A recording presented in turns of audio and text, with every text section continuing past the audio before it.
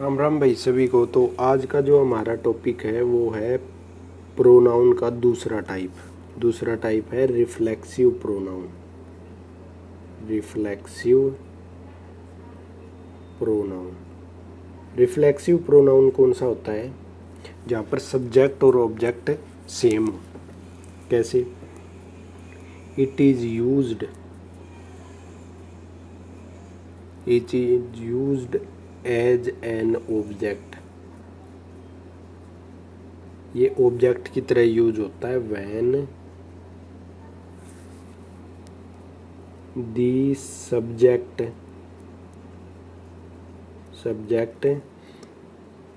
And object of a verb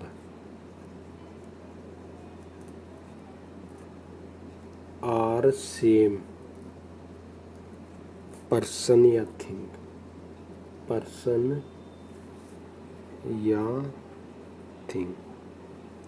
मतलब reflexive pronoun वो होता है जिसमें सब्जेक्ट और ऑब्जेक्ट दोनों सेम हो। कैसे? जैसे एक सेंटेंस दे दिया हमें कि आई हर्ट मी, मैंने खुद को हर्ट किया। तो ऐसे में क्या होगा? मी नहीं आएगा, इसको हटा देंगे। इसका रिफ्लेक्सिव केस आएगा। रिफ्लेक्सिव कैसे? आई माई सेल्फ, मतलब मैंने खुद को ही हर्ट किया। सब्जेक्ट और ये दोनों, ये सब्जेक्ट हो गया, ये ऑब्जेक्ट हो गया, ये दोनों सेम हो तो उस केस में रिफ्लेक्सिव प्रोनाउन यूज होता है। रिफ्लेक्सिव प्रोनाउन होते कौन से हैं?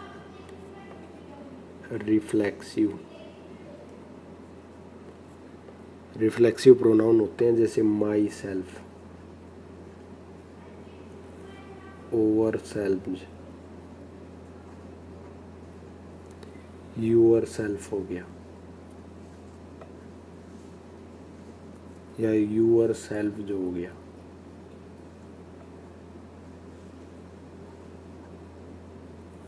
जैसे इन दोनों में क्या डिफरेंस है? ये होता है सिंगुलर के लिए, ये होता है प्लूरल के लिए। जैसे यू होता है सिंगुलर, एक कभी कभी प्लूरल यूज होता है, तो सिंगुलर के केस में ये आएगा, प्लूरल के केस में ये आएगा।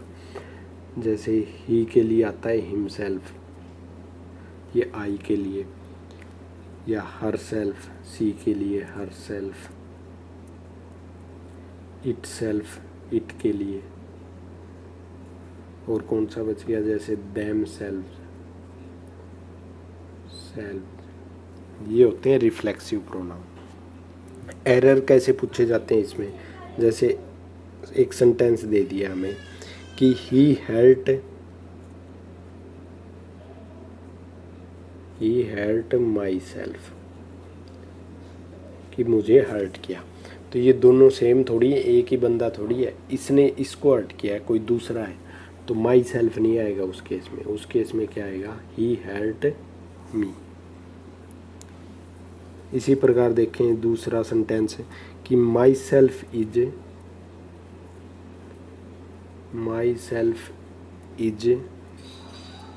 मिस्टर गुप्ता। देखो, तो ऐसे केस में ये होते हैं ऑब्जेक्टिव केस, रिफ्लेक्सिव। तो इसकी जगह क्या आएगा? आई आएगा। इसकी जगह आई, ये am, I am Mister Gupta. क्योंकि जो सब्जेक्ट होता है ना, जो सब्जेक्ट हमेशा नॉमिनेटिव केस होता है। सब्जेक्ट हमेशा नॉमिनेटिव केस होता है, नॉमिनेटिव केस होगा। और जो ये रिफ्लेक्सिव प्रोनाउन है ये होता है ऑब्जेक्टिव केस। इसी प्रकार देखें इसका अगला sentence number 3, put you in my place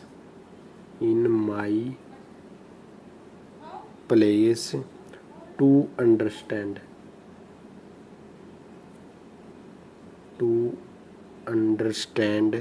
my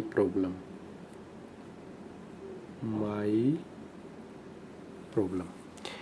देखो, जो वर्ब से स्टार्ट होते हैं ना, उनमें हमेशा सब्जेक्ट क्या होता है, इसमें सब्जेक्ट होता है यू। तो यू का रिफ्लेक्सिव केस, जैसे यहाँ पर सब्जेक्ट यू हो गया, यहाँ पर भी यू ही है, तो मतलब है ऑब्जेक्ट और सब्जेक्ट सेम है, तो ऐसे केस में क्या आएगा, यहाँ पर आएगा your self, your self.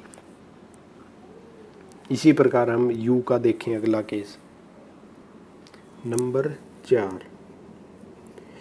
Number 4 sentence क्या कहता है कि do not under estimate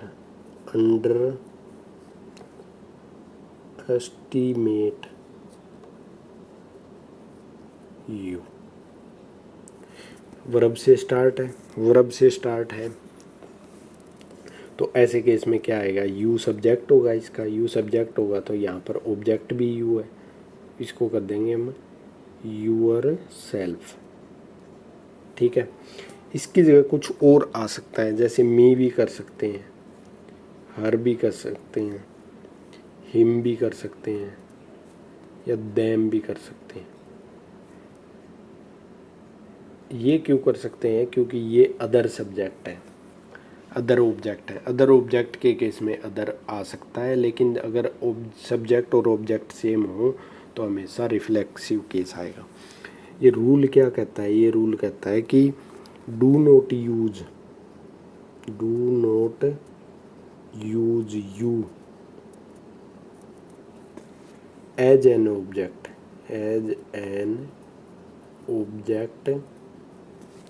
in an imperative sentence।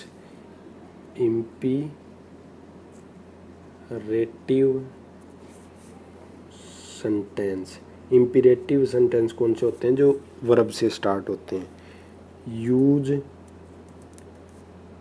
Your self या your selves.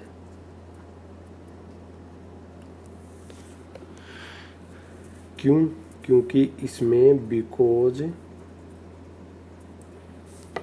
You is a subject, क्योंकि इनमें यू जो होता है वो सब्जेक्ट होता है। ऐसे केस में क्या होगा, यूअर सेल्फ या ऑब्जेक्ट के रूप में यूज होंगे, क्योंकि यू इसमें सब्जेक्ट होता है। कुछ वर्ब हैं जिनमें रिफ्लेक्सिव फॉलो नहीं होता, मतलब रिफ्लेक्सिव प्रोनाउन यूज नहीं होता। वो कौन कौन सी वर्ब है,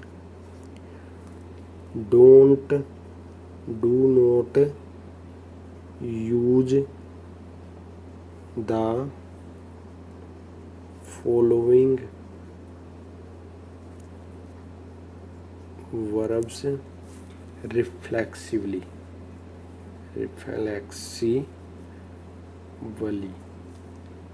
कौन कौन सी वर्ब हैं, जैसे फैल है, गिरना, थिंक हो गया, या फिर कीप हो गया, स्टे,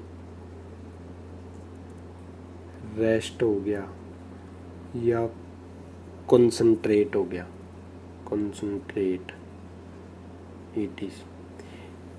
इनमें रिफ्लेक्सिव केस यूज नहीं होता। जैसे एक एग्जांपल देखें हम कि ही कंसंट्रेट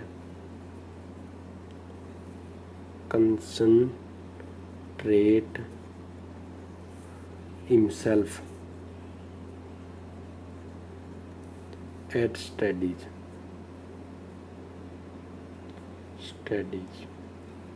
तो इसमें रिफ्लेक्सिव प्रोनाउन यूज नहीं होगा।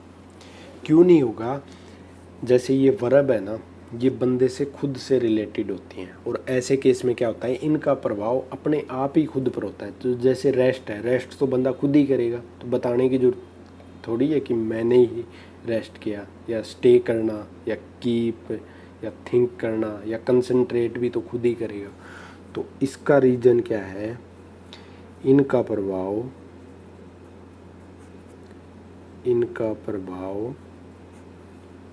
खुद पर ही होता है, खुद पर ये होता है। इसलिए इसमें रिफ्लेक्सिव प्रोनाउन यूज नहीं होता। अब चलते हैं इसके अगले प्रोनाउन पर। अगला टाइप है नंबर 3। प्रोनाउन का अगला टाइप है इम्फेटिक प्रोनाउन। नंबर 3 पर है इम्फेटिक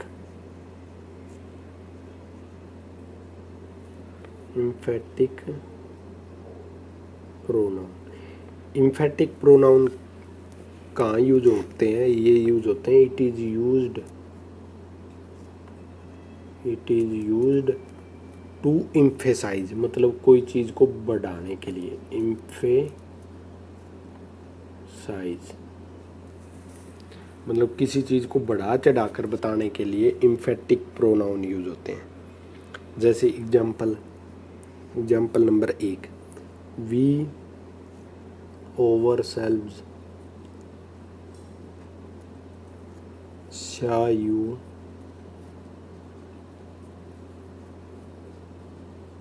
there।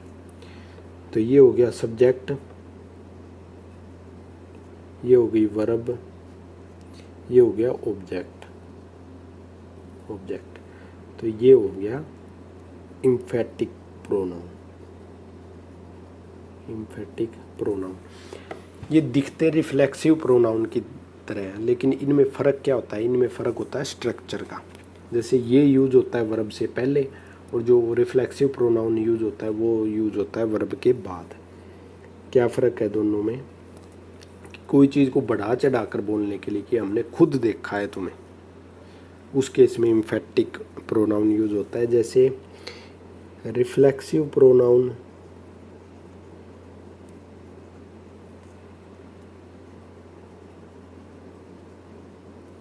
यूज होते हैं ऑब्जेक्ट के रूप में, ऑब्जेक्ट। लेकिन दोनों का फॉर्म सेम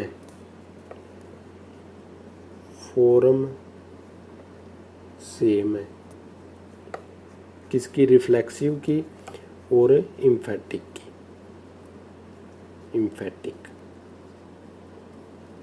पर क्या है? स्ट्रक्चर डिफरेंस है,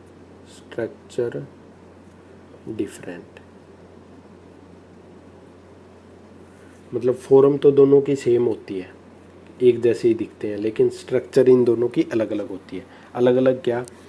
कि जो एम्फेटिक प्रोनाउन है, एम्फेटिक, और यहाँ पर वर्ब, और यहाँ पर यूज होगा रिफ्लेक्सिव। ये है स्ट्रक्चर इसकी, ये वर्ब से पहले और ये वर्ब के बाद। अब जैसे एरर कैसे पूछे जाते हैं इनमें? जैसे एक सेंटेंस दे दिया हमें कि we ourselves protected from rain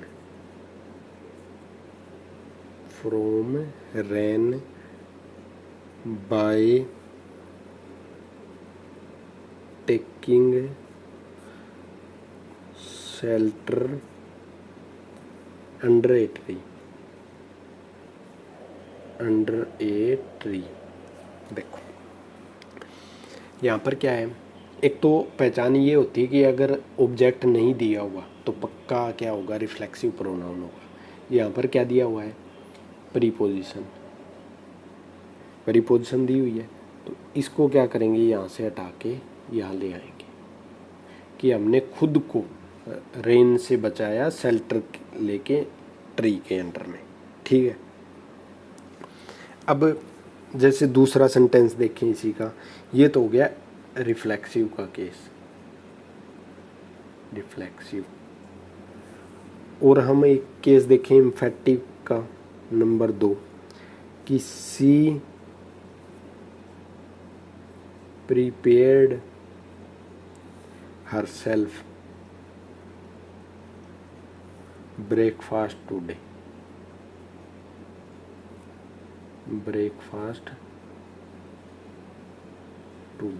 देखो एक तो दिया हुआ है ऑब्जेक्ट, ये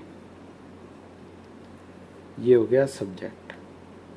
एक तो सीधा केस आ गया ये कि ऑब्जेक्ट दिया हुआ है तो भी ये इसको हटा के हम आगे कर देंगे, ये हो जाएगा इम्फेटिक का केस। दूसरा ये है कि सी प्रिपेयर्ड हरसेल्फ, कि उसने खुद को थोड़ी प्रिपेयर किया, तैयार किया है, ब्रेकफास्ट तैयार किया है, तो इसको हटा के कहाँ ले आएंगे, आगे ले आएंगे। ये केस हो गया इम्फेटिक का,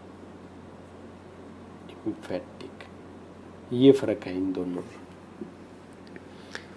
अगर वर्ब के बाद क्या कहता है, ये क्या कहता है, जैसे कि अगर वर्ब के बाद, अगर वर्ब के बाद प्रीपोजिशन है, प्रीपोजिशन है, तो रिफ्लेक्सिव प्रोनाउन होगा, रिफ्लेक्सिव प्रोनाउन होगा। अगर ऑब्जेक्ट है तो इम्फेटिक आएगा, अगर ऑब्जेक्ट है तो इम्फेटिक, इम्फेटिक। ये फ़र्क है दोनों में। अगर वर्ब के बाद प्रीपोजिशन दे रखी है तो रिफ्लेक्सिव प्रोनाउन, क्योंकि ऑब्जेक्ट है ही नहीं। अगर ऑब्जेक्ट दे रखा है तो इम्फेटिक आएगा। जैसे एक और एग्जांपल देखें इसका, नंबर 3, कि the wood cutter, would cutter cut himself,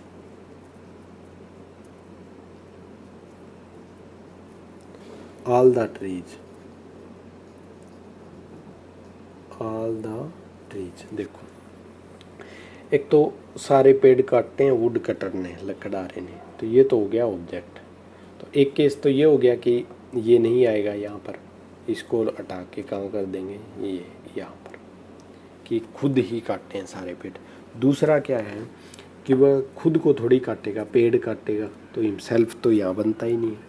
तो ये किसका केस हो गया, इम्फेटिक हो गया, इम्फेटिक, क्योंकि ये सब्जेक्ट और ये वर्ब।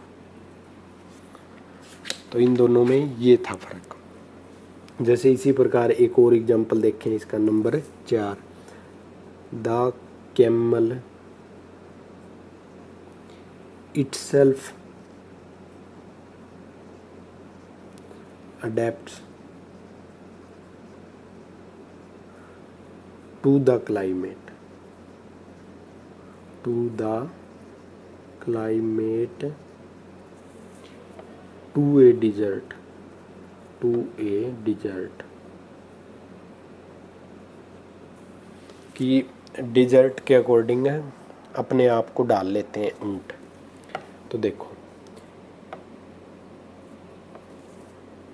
इटसेल्फ, खुद को, एक तो प्रीपोजिशन आ गई, प्रीपोजिशन आ गई तो रिफ्लेक्सिव केस बनेगा। दूसरा क्या है, ये यही बता रहा है कि ऊंट जो है अपने आप को, तो मतलब सब्जेक्ट और ऑब्जेक्ट सेम केस है, तो ये कहाँ पर आ जाएगा, यहाँ पर आ जाएगा। ये हो गया ऑब्जेक्टिव केस, मतलब रिफ्लेक्सिव।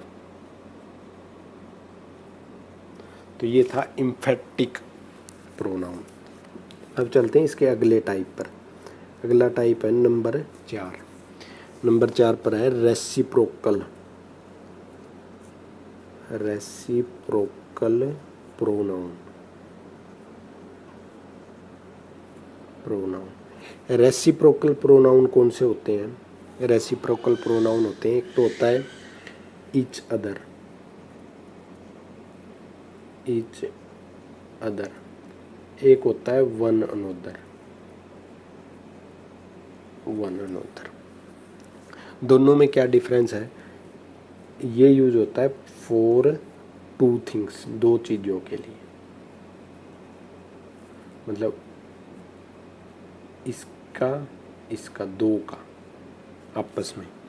और ये यूज होता है मोर देन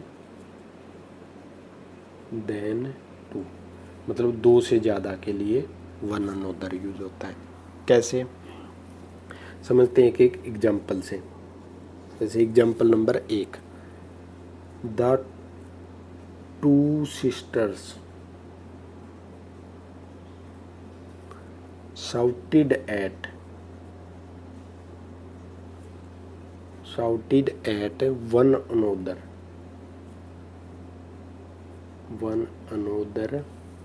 in public. देखो कि दो सिस्टर एक दूसरे पे चिल्लाई पब्लिक में, तो दो की बात हो रही है, तो इसकी जगह क्या आएगा? Each other. इसको हटा देंगे दोनों को, क्योंकि ये दो से ज़्यादा के लिए यूज होता है। ईच अदर ये है। अब देखें जैसे इसका अगला सेंटेंस, नंबर 2 एग्जाम्पल इसका। नंबर 2 क्या कहता है कि राम एंड श्याम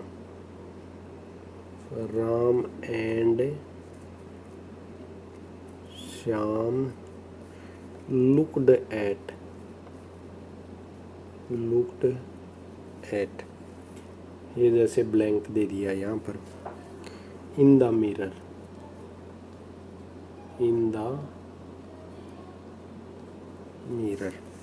देखो अलग अलग ऑप्शन दे दिए, जैसे ए बी हो गया, सी हो गया, डी हो गया। A have each other,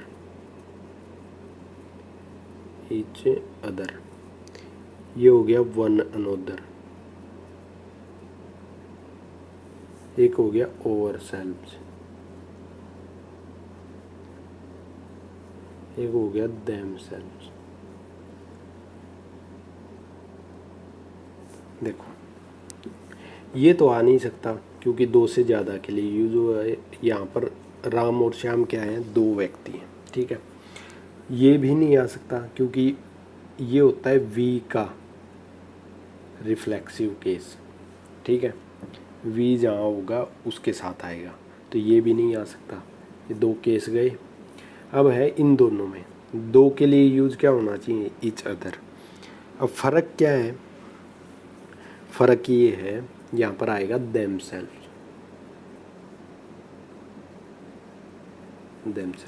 each other क्यों नहीं आया? क्योंकि जैसे एक मिरर दे दिया हमें, ये है मिरर, ये है राम और ये है श्याम। तो इन्होंने एक दूसरे को मिरर में देखा, यहाँ पर इसने देखा और यहाँ पर इसने देखा। तो उन्होंने क्या किया? Ram and Shyam look at themselves, अपने आप को देखा। तो ऐसे केस में क्या होगा? देमसेल्व्स यूज होगा, ना कि ईच अदर। ईच अदर होता अगर ये आपस में देखते, जैसे आर इसको और ये अस इसको, ऐसे केस में क्या आएगा? Each other.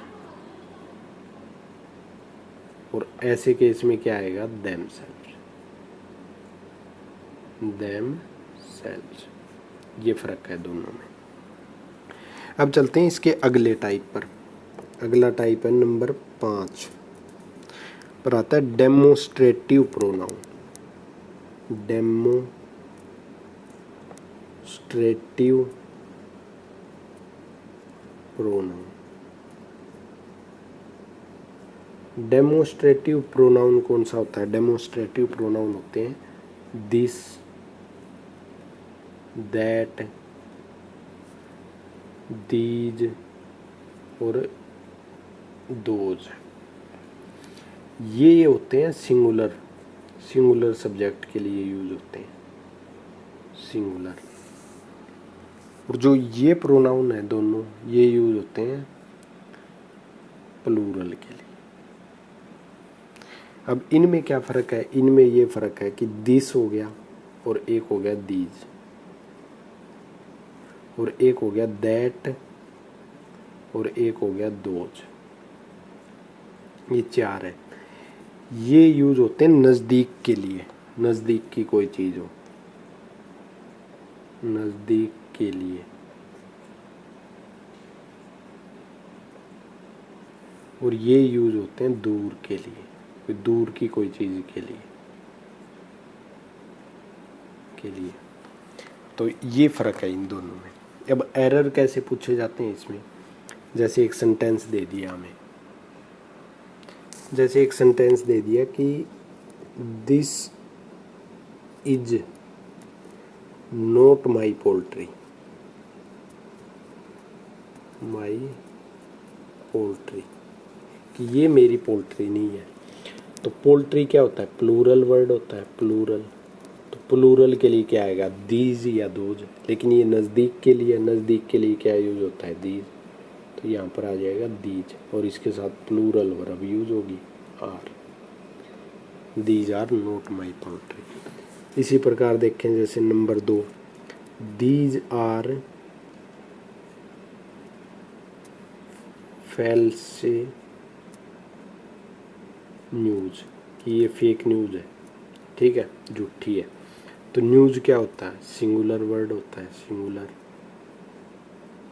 सिंगुलर के साथ क्या यूज होता है, दिस, यहाँ पर आ जाएगा दिस इज। अब और कैसे कंपैरिजन होता है इनमें, जैसे एक सेंटेंस दे दिया हमें नंबर 3 कि the population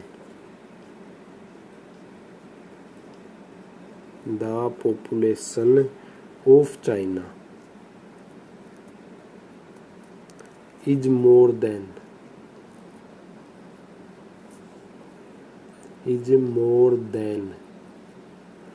India.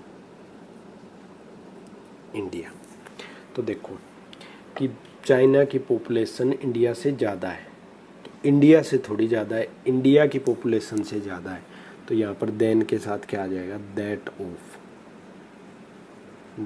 Of India. Of है तो यहाँ पर ऑफ आएगा।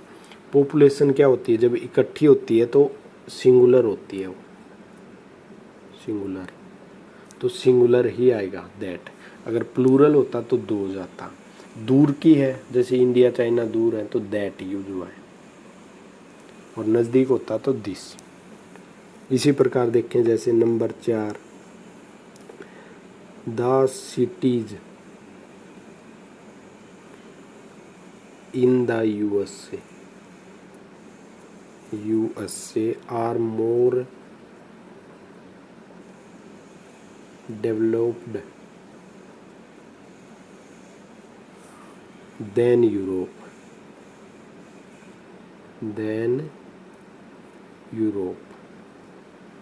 देखो द सिटीज इन यूएसए, तो ये प्लूरल है, तो यहाँ पर आएगा those.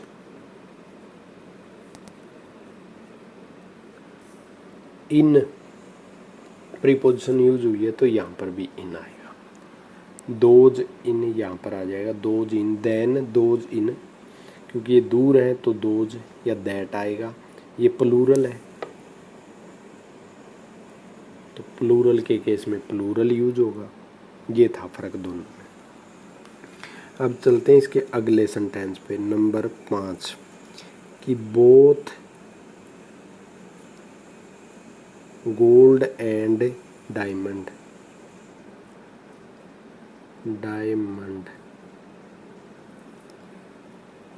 Are precious,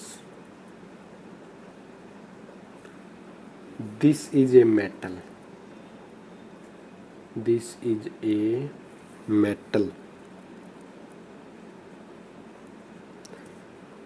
while that is a non metal.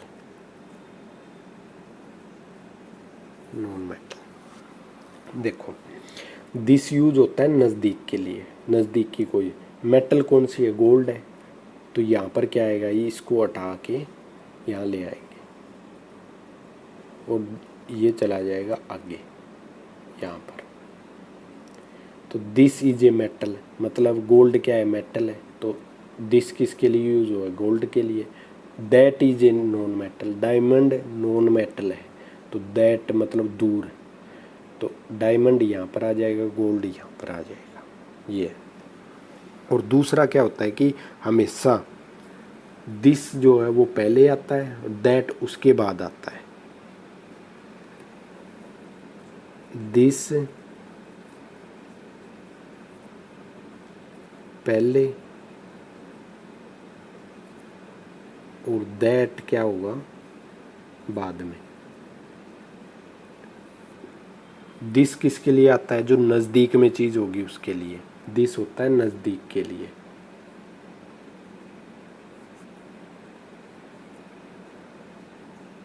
तो नज़दीक वाली क्या है? मेटल है। तो मेटल क्या है? गोल्ड है। तो गोल्ड को यहाँ ले आएंगे, डायमंड को यहाँ ले आएंगे। ये था इन दोनों में फ़र्क। अब चलते हैं इसके अगले रूल पर। अगला रूल क्या कहता है इसका? अगला रूल है कि जैसे कुछ प्रोनाउन है, सम प्रोनाउंस। प्रोनाउंस कौन से? जैसे एक नंबर हो गया अदर, अदर। जैसे 2 नंबर पे है ऑल अदर। के बाद, के बाद हमेशा क्या आएगा? प्लूरल नाउन आएगा, प्लूरल नाउन आएगा। अदर कहीं भी दिया हो उसके बाद हमेशा प्लूरल नाउन आएगा। ऑल अदर कहीं भी दिया हो इसके बाद भी क्या होगा? प्लूरल नाउन आएगा। जैसे और भी वर्ड है ऐसे ही, जैसे सम अदर, सम अदर, इसके बाद भी हमेशा प्लूरल नाउन आएगा।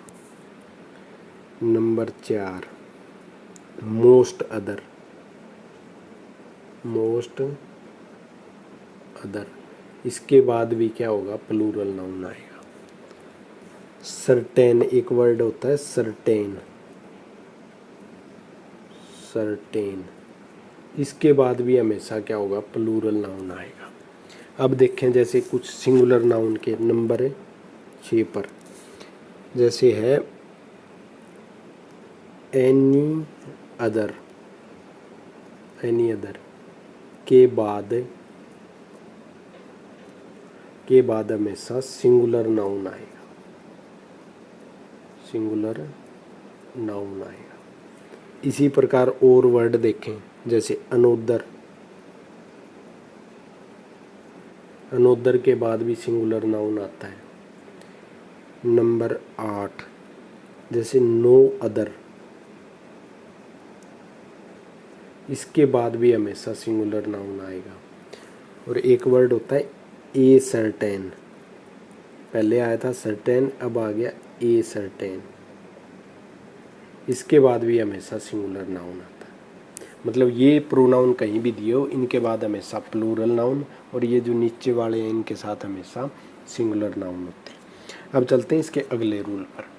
अब हैं कुछ और प्रोनाउन। कौन कौन से प्रोनाउन है? जैसे एक है सच, नंबर 2 पर सच, सच या सो, इसके बाद अगर नाउन आया हो, नाउन, और इसके बाद अगर एडजेक्टिव आया हो, एडजेक्टिव जो नाउन को मॉडिफाई करता है, एडजेक्टिव, तो अगर इसके बाद नाउन आया हो तो यहाँ पर आएगा एज, और अगर इसके बाद एडजेक्टिव आया हो तो यहाँ पर आएगा दैट। मतलब क्या है?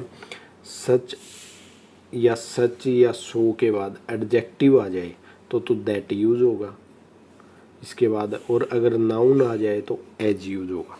कैसे? जैसे एक एग्जांपल से समझते हैं इसको कि दिस इज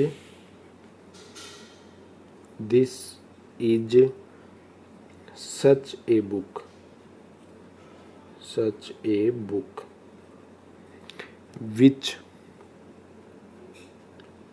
विच दिया हो या लाइक दिया हो या दैट दिया हो, इनमें से कोई भी दिया हो, तीनों में से। एवरीबडी वांट्स, एवरीबडी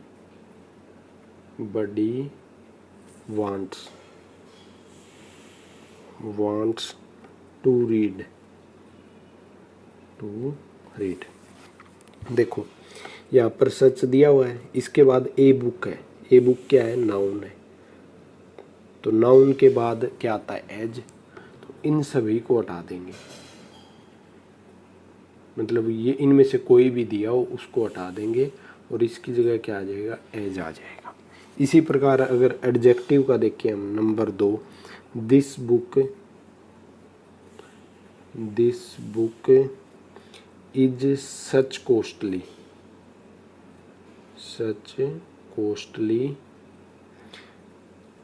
यहाँ पर ब्लैंक दिया हुआ है, आई कैन नॉट बाय। देखो यहाँ पर सच आ गया, सच के बाद क्या दिया हुआ है, एडजेक्टिव। एडजेक्टिव क्या होता है, जो नाउन को मॉडिफाई करे, इसके लिए आया हुआ है। तो एडजेक्टिव आया है तो इसके बाद क्या आएगा, दैट आएगा, that, such costly that I can not buy it.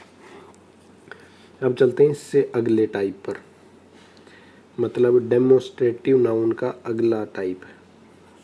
अगला टाइप जैसे एक वर्ड आता है द सेम के बाद एज भी आता है और क्या आता है, दैट भी आता है। एज किस केस में आता है, एज आता है पोजेसिव प्रोनाउन दिया हो तो, पोजेसिव प्रोनाउन दिया हो तो, प्रोनाउन जैसे पोजेसिव प्रोनाउन होते हैं माइन हो गया, ओवर्स हो गया ये। और दैट आता है सब्जेक्ट प्लस वर्ब दियो, सब्जेक्ट प्लस में वर्ब दियो तो दैट का यूज होगा। इसका मतलब क्लाज आया हो, क्लाज में यही तो होते हैं सब्जेक्ट प्लस वर्ब। कैसे, जैसे एक सेंटेंस देखें हम एग्जाम्पल के तौर पर कि this is the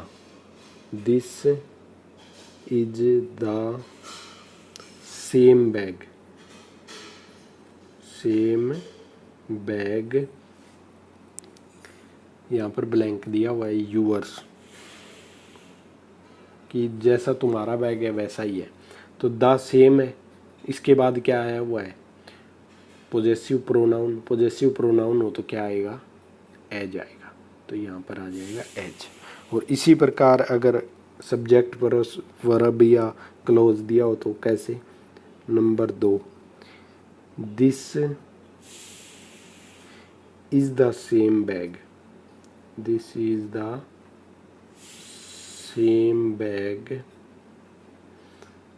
blank I sold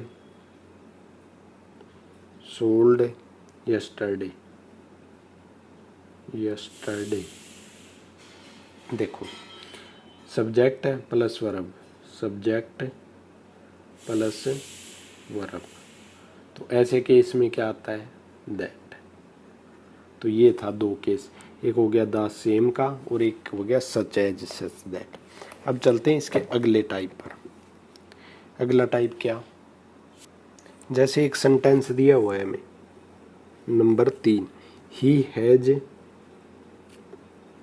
a nice dog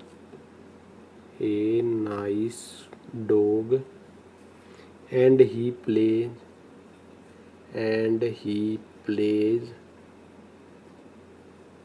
with the same every day। तो देखो इसमें क्या एरर है, इसमें एरर ये है कि ये द सेम आया हुआ है डॉग के लिए, नाइस डॉग के लिए, तो ये नहीं आएगा कभी भी। इसकी जगह क्या यूज करेंगे, इट। एनिमल और नॉन लिविंग थिंग के लिए इट यूज होता है। इसका मतलब क्या है, इसका मतलब ये है कि द सेम को कभी भी एडजेक्टिव के रूप में यूज नहीं कर सकते हम। Is always use as adjective, मतलब हमेशा एडजेक्टिव के रूप में यूज होगा किसी नाउन के आगे, न कि प्रोनाउन की तरह, नोट एज प्रोनाउन की तरह यूज नहीं होगा कभी भी, एडजेक्टिव की तरह यूज होता है ये एडजेक्टिव। अब चलते हैं इसके अगले टाइप पर। टाइप नंबर 6 नंबर पे है distributive pronoun. Distributive pronoun. Distributive pronoun कौन कौन से होते हैं? एक होता है ईच, एक होता है एवरी,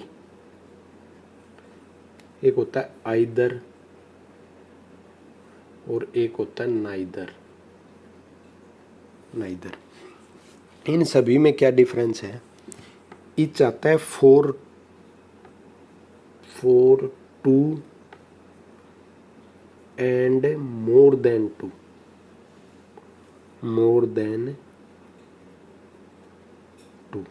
मतलब दो के लिए या दो से ज्यादा के लिए ईच यूज होता है।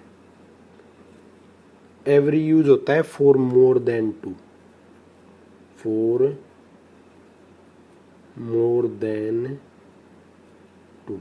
मतलब दो से ज्यादा के लिए हमेशा एवरी यूज होगा। और आइदर आता है एनी ऑफ टू, मतलब दो में से कोई भी, एनी ऑफ द टू, मतलब दो में से कोई भी चीज सेलेक्ट करनी हो। और नाइदर होता है नॉन ऑफ दी टू, मतलब दो में से कोई भी नहीं। देखो ये फर्क है इनमें। आइदर आता है दो में से कोई एक चूज करना, नाइदर होता है दो में से कोई भी चूज नहीं करना। एवरी होता है दो से ज़्यादा के लिए, ईच होता है दो और दो से ज़्यादा के लिए। अब चलते हैं इसके एग्जाम्पल पर। जैसे एग्जाम्पल नंबर 1 कि every of these two books is mine.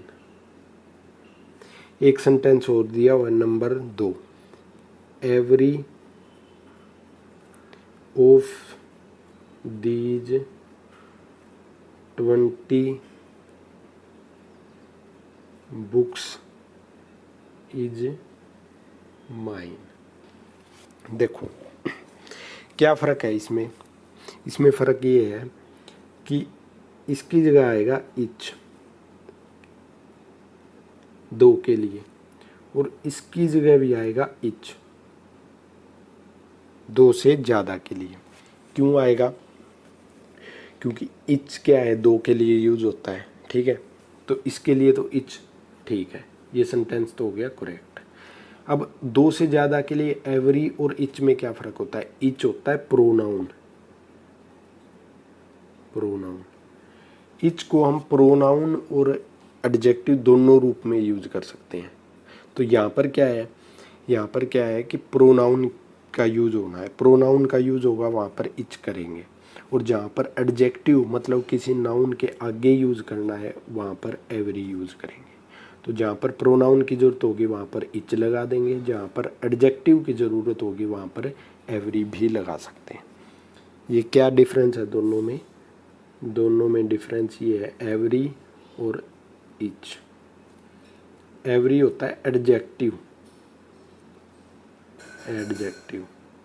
और इच होता है प्रोनाउन भी होता है और एडजेक्टिव भी होता है, मतलब दोनों होते हैं एडजेक्टिव। ये फ़र्क है इन दोनों में। कैसे? जैसे एग्जांपल देखें हम। जैसे एक सेंटेंस दे दिया हमें, एक और ये दो, कि आई नो इच, और दूसरा है आई नो एवरी। तो देखो ये तो है सेंटेंस करेक्ट और ये है रॉन्ग। क्या फ़र्क है इनमें?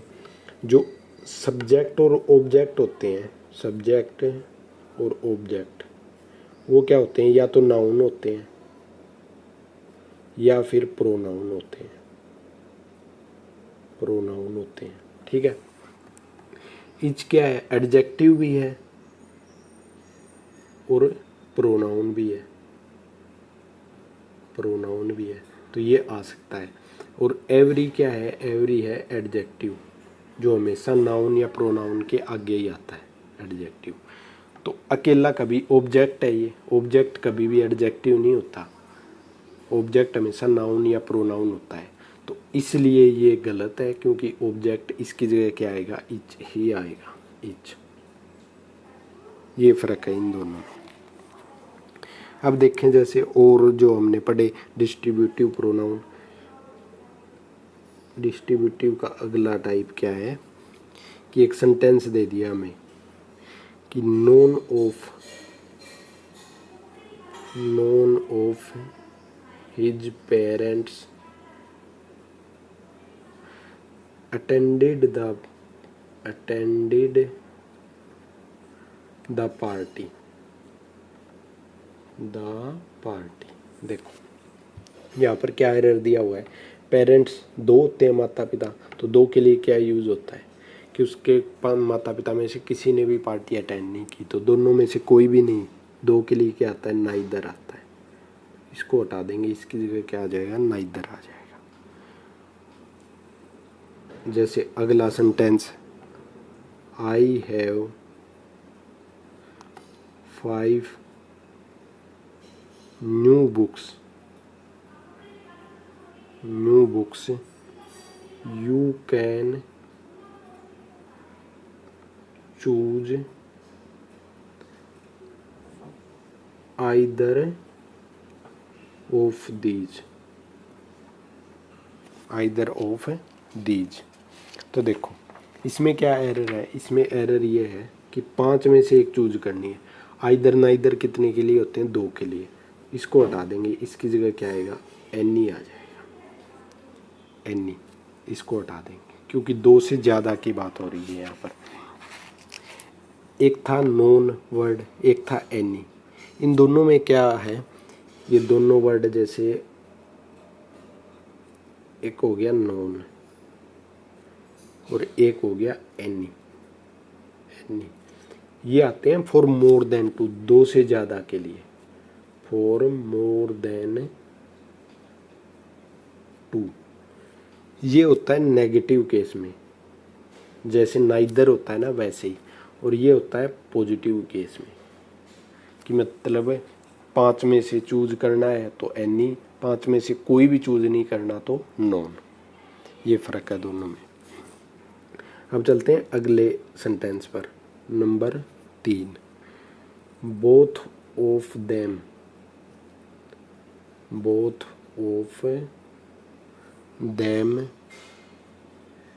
Have not come. देखो ये एक सेंटेंस दिया हुआ है,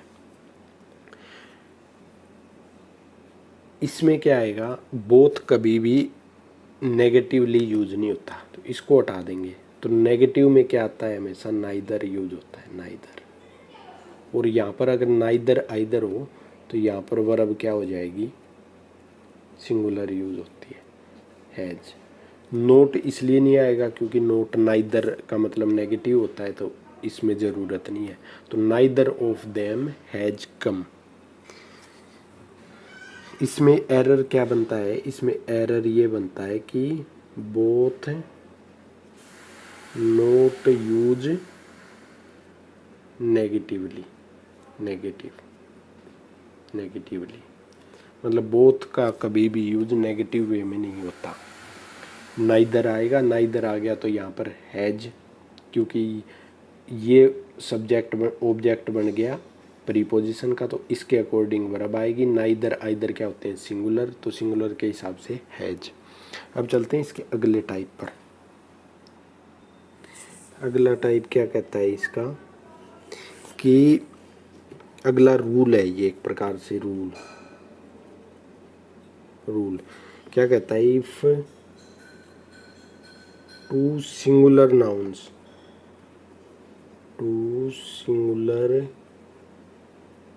nouns are joined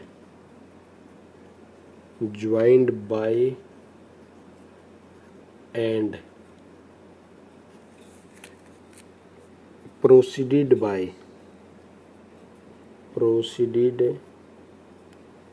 बाय मतलब उनके आगे क्या लगाओ, इच लगाओ,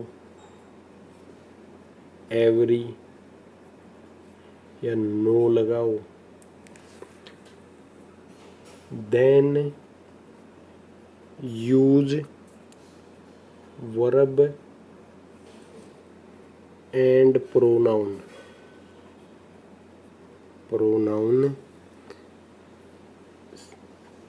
in singular way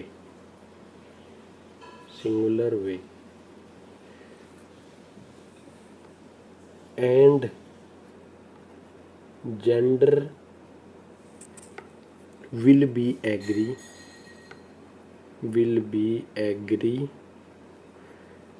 according to second subject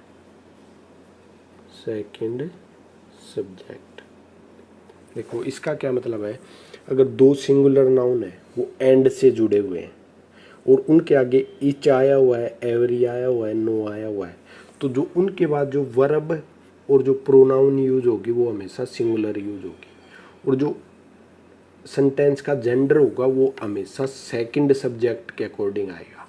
second subject अगर पुल्लिंग है तो पुल्लिंग, स्त्रीलिंग है तो स्त्रीलिंग। कैसे, जैसे एक सेंटेंस दे दिया हमें कि इच बॉय